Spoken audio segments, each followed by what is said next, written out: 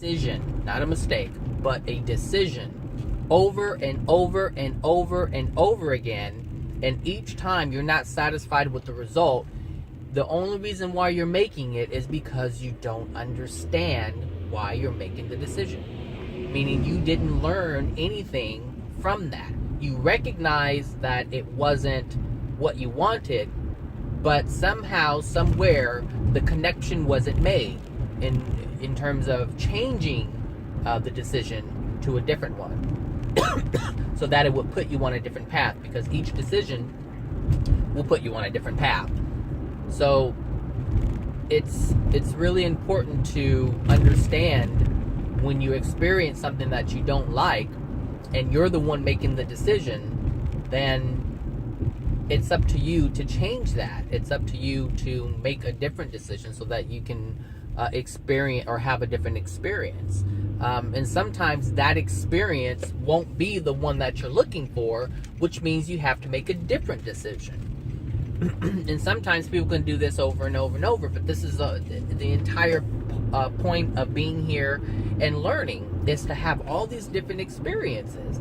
But if each time you change your course, you change your decision, which puts you on a different path, you gather information. You're like, okay, if I do this, then this is the result. If I do this, then this is the result. If I do this, then this is the result. This is valuable information because this is locked in your consciousness. This is part of your awareness. And you carry your consciousness with you when you die. So you don't really die. Your consciousness remains. It just remains outside of the body. Like as soon as you pass over, you're aware that you're leaving your body. And then the next thing you're aware of is you're not in your body. And then you're aware of the spirit world, but you're not yet connected to all knowledge. You're still you. You're still you in your consciousness. You still know what you know.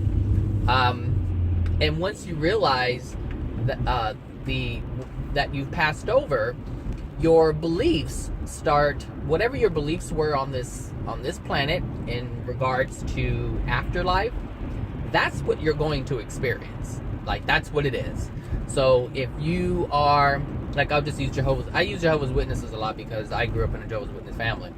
So if you're a Jehovah's Witness, your belief is that you're going to be in paradise with your loved ones. But I believe, if I'm not mistaken, you're only going to be with the ones who were also in the religion. So all the other ones you won't be able to see. And so you won't be able to see them. Because your belief, you're still creating reality, because that, what we call afterlife, is still part of life. It doesn't end. It's just the next stage in the non-physical. But it will seem because there is a physicality in other dimensions, but the frequency is different. So, and that's a different story. But there is a physicality, so it's not like you're going to see just spirits floating around. But you will see that if that's what you believe you're going to see. I should say. I need to put that in there, because, like I said, whatever your belief is, that's what you're going to get. And some people believe that there's nothing after you die or you leave this earthly plane, and so they're just going to nothing, and so that's what they'll experience is the void, is nothing. So your beliefs create your reality beyond life here in the physical body. So it's like going back to your beliefs. Live your life any way that you see fit, but understand that there is a law of compensation. We call it the law of karma, but it's the law of compensation. And so there's a balancing system out there, and it's always in motion. It's always in action. You can't get out of it. It's universal. It's a universal law, and it's the law of compensation. So if you do something, especially if you violate any of the other laws, which one is the law of free will, if you are violating the free will of another soul, then you have to pay for that. There's a consequence to that, and that's the law of compensation. And so the universe compensates for that, I would say, an infraction or imbalance in energy. So it will bring it back.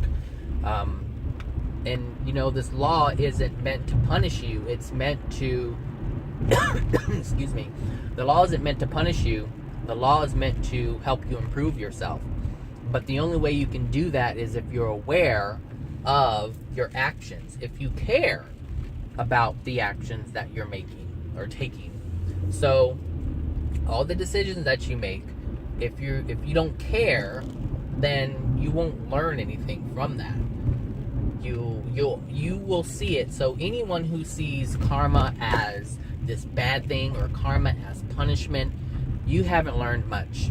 There's still a lot for you to learn because it's not there for that. It's not there to punish. God does not punish. But God put this system in place in order for you to learn and better yourself so that you know that, hey, this is because all the laws that are in place, all the universal laws, they're created by God, by the creator of all things. So all the laws are in place to, as you go out and you have this free will, because that means you can go out and do anything you want, the system is designed for you to always remember who and what you are. Who and what you are at the core. And that is pure love. So every system that's in place is designed to bring your awareness back to what you truly are. So when you step out of alignment with that which you truly are, you'll experience something that you don't like. We call this negativity or negative experiences, pain, things like that. Things that don't feel comfortable. Those things will be experienced when you're out of alignment. And so if you're aware and conscious of everything that you do and how it affects people, then you're living in what I should say, I don't know if I want to go into that, but there's there's what we call natural love and divine love, and maybe I'll talk about that in a different video. But you move into alignment of divine love rather than natural love, and it can seem very similar. They can be very close up to a certain point, but at some point it leaves natural love, and divine love is what's at play. So it's, like I said, it's important to live your life any way that you feel is appropriate for you. There's something in there for you. Like if you're the type who wants to go around and I don't even know anymore in terms of the whole negative thing, because I don't focus on that stuff. But if you want to go out and do things that go against other souls, I should say, then do that. Then that's where you are, and there's a lesson to learn, because you're going to experience the law of compensation. You are going to experience karma. So live it any way you want. It's appropriate for you. Now, there are some certain individuals who won't do this. One, because they've learned. They're like, oh, okay, I know. I don't want to do that. Why don't I want to do that? Because I understand why I shouldn't do this to another soul. Number one, I don't want it done to me. So I know how it feels when someone does something to me, and I don't want to impose that type of pain upon someone else. So that's understanding. And that's more of an intellectual understanding of it. Then you get into the emotional aspect of it, which is, I care so much for the other soul, I don't want to inflict any pain. This is not what I want to be. So instead of it being like religion says, don't do this because it's bad. And so a lot of people don't do certain things because they're told, and so there's an intellectual understanding as to what they shouldn't do because there's consequences. Now that's the intellectual understanding of it. But then you have the emotional part, the heartfelt part, which is the God part. And that part says, I care for you, so I'm not going to do this. Not because someone says I shouldn't, but because I don't want to inflict that type of pain upon you. There's a difference. And this is the difference between what people call spirituality and religion. That's the difference. One says you shouldn't do it, therefore you don't do it. And the other one says, I don't want to do it. I, the soul, don't want to do that because it doesn't feel good to me.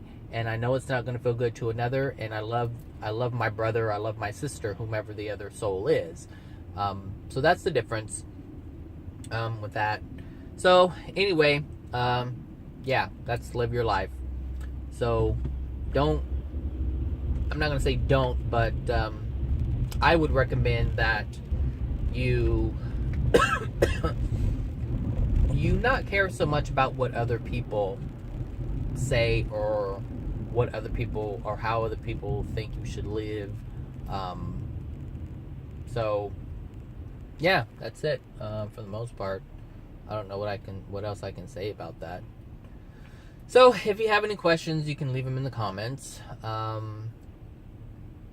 So yeah, it's your life. Live it your own way. All right.